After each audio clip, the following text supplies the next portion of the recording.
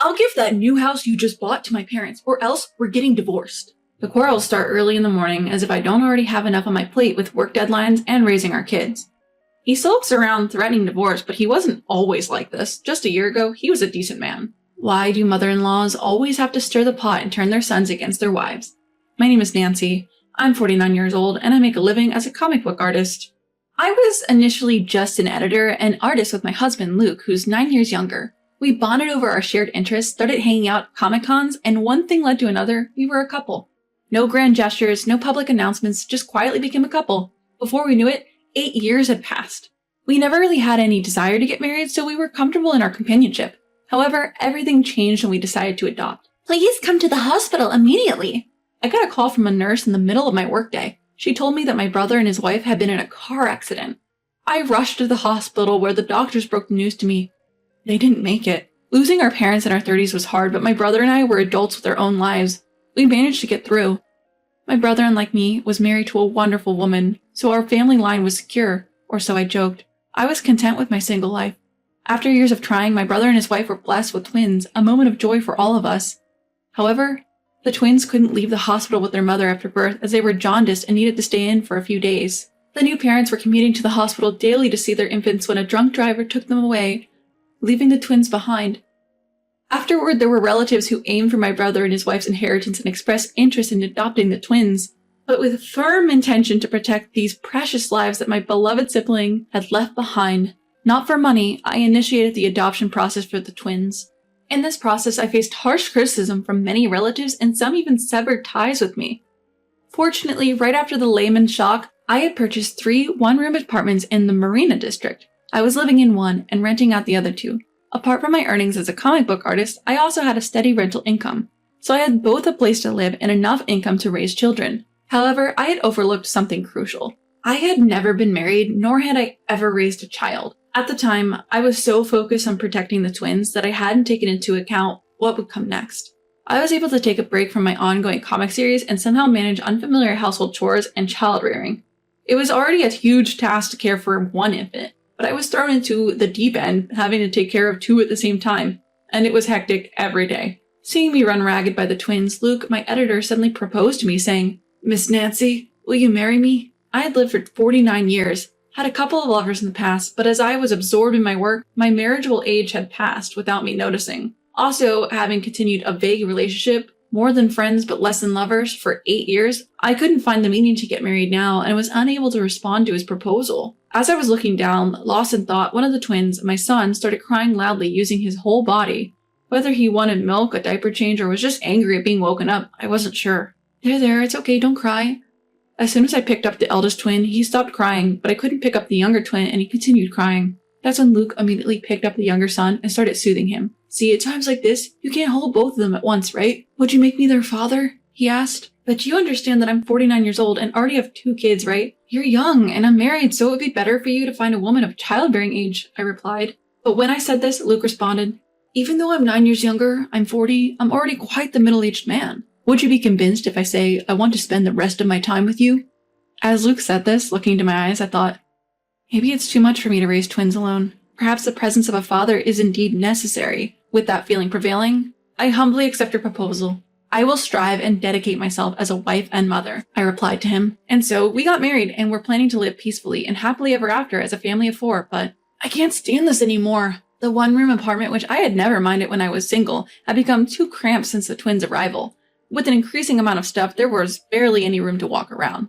Despite being newly married, my husband's belongings remained at his parents' house, and it wasn't practical for a family of 4 to live in this one-room apartment. Realizing that it was non-environmentally suitable for raising children, both physically and otherwise, I decided to buy a house. Let's move to a spacious house where a family of 4 can live comfortably. Once I made up my mind, I immediately took action. At first, I was looking for used properties and ready-built houses which could be moved into immediately, but I could not find any that met my criteria, like proximity to the train station and having a garden.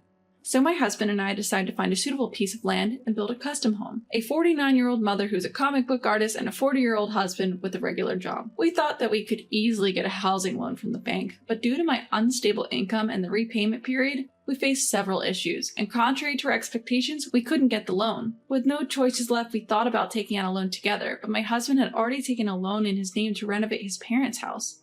Not only that, He also had a car loan. The only way for us to buy a house for our family was to prepare cash. Alright, let's sell the one-room apartment in the Marina District. They had appreciated in value since I purchased them about 14 years ago and were now worth more than twice the purchase price. I decided to sell my 2 properties with the estimated price that I could afford a newly built detached house with a garden in the suburbs. Without sticking to the city center, I can afford a house in the suburbs with a garden. I decided to keep the remaining property where I currently lived until the new house was finished.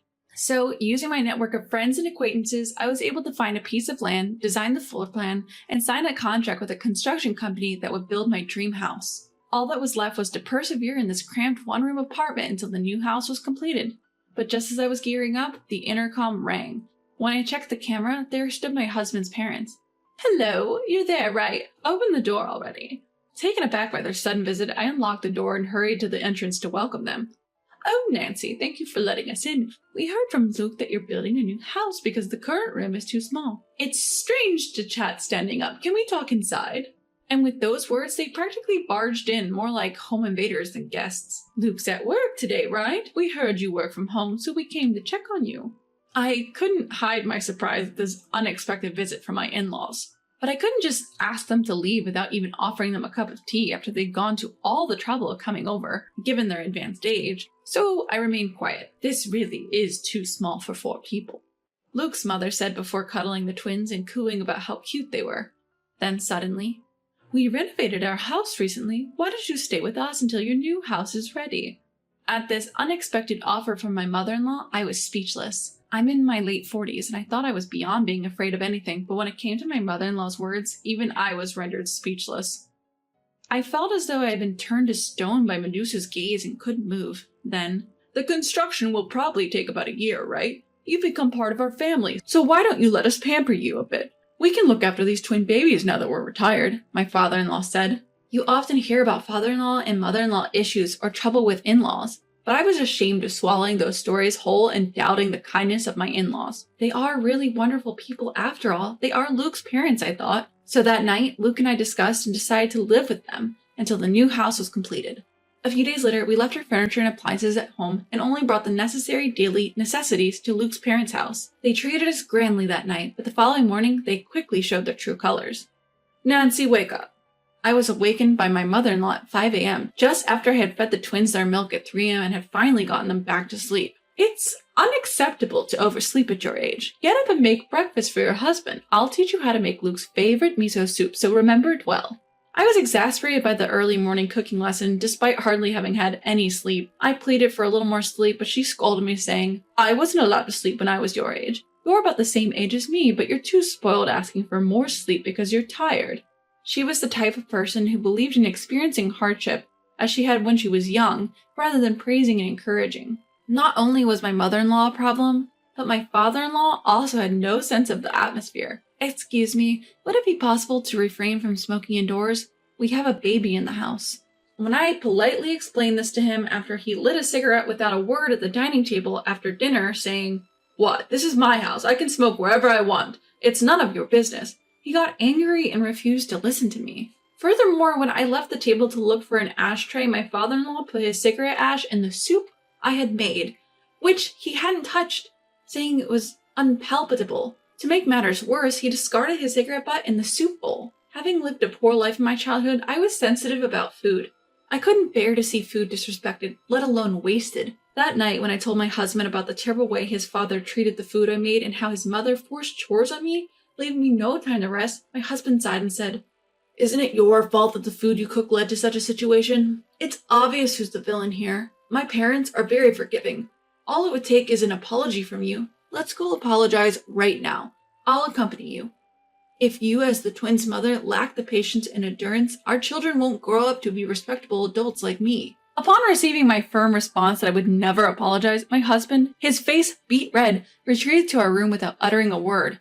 The next morning, he left for work without eating breakfast. Surprisingly, he returned home partway through the day and thrust divorce papers in front of me. "What was that attitude yesterday? I'm your husband. Who do you think you are speaking to me like that? I'll divorce you. Now sign these divorce papers." He raged, so I replied, "Well, if you're the husband, then I'm the wife. Got a problem with that? Bring it on. I'll sign. Just hand them over." I promptly signed the divorce papers, affixed my seal, and handed them back to my husband.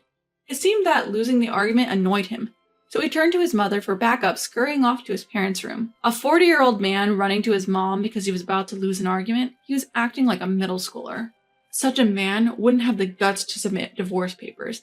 As for his mother, who came to his aid, she said, "Luke is the backbone of the family. He goes out to work for all of us. We women must respect our husbands while protecting our homes." As expected, she sided with her son. I had thought living together would make raising our twins easier, but in reality, my in-laws didn't help at all with the children. What's more, while I had shared housework with my husband before, I now had to do it all myself. I was at my wit's end. This is 100 times harder than when I was raising the kids in that cramped one-room apartment. I've reached my limit, I told my husband. His response? "My mom is doing her best for you, Nancy. Isn't it disrespectful to talk about her like that? And you should learn from my perfect mother. She's righteous." He was completely brainwashed by his mother's old-fashioned values. I realized it was impossible to continue the conversation. Early the next morning, I packed up our valuables, took our twins, and went back to our one-room apartment in the Marina District. The relief I felt at being able to raise my kids in peace was short-lived. I was shocked to find that the furniture and appliances I had left behind were all gone. When I called my husband, who had a spare key, he nonchalantly admitted to selling them to a buyer. "When we move into our new home, we'll buy new appliances, right? Old appliances won't suit a new house, so I sold them. Also, our new place has built-in furniture, so I didn't think we needed ours." He had sold everything without my permission. What's more, he seemed thrilled over the phone that the smart appliances had fetched a good price. When I asked him to return the money he made from selling our belongings, he claimed he had already used it to buy hot spring trip tickets as gifts for his parents. Furious, I threatened to report him to the police for stealing and using my belongings without my consent, to which he laughed and said, "Theft doesn't apply between family members," making a mockery of me. He even had the audacity to laugh, suggesting that I neither had the time nor money to consult with a lawyer given the expenses of raising our kids. Infuriated, I hung up and vowed to seek revenge on my husband's family. A few days later, he called me. "It's insane to depict our family in your comic. What were you thinking? I've had enough. The new house you bought will be a gift to my parents. It's the punishment for a disrespectful wife. Oppose me and it's divorce."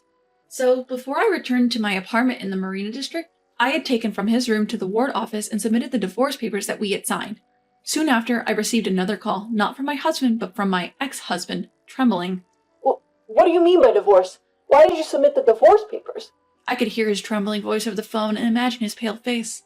The thought was so amusing that I couldn't help but burst into laughter. "But wasn't it you who said you'd divorce me if I defied you?" I retorted. He cried out. "I didn't mean it. I don't want a divorce."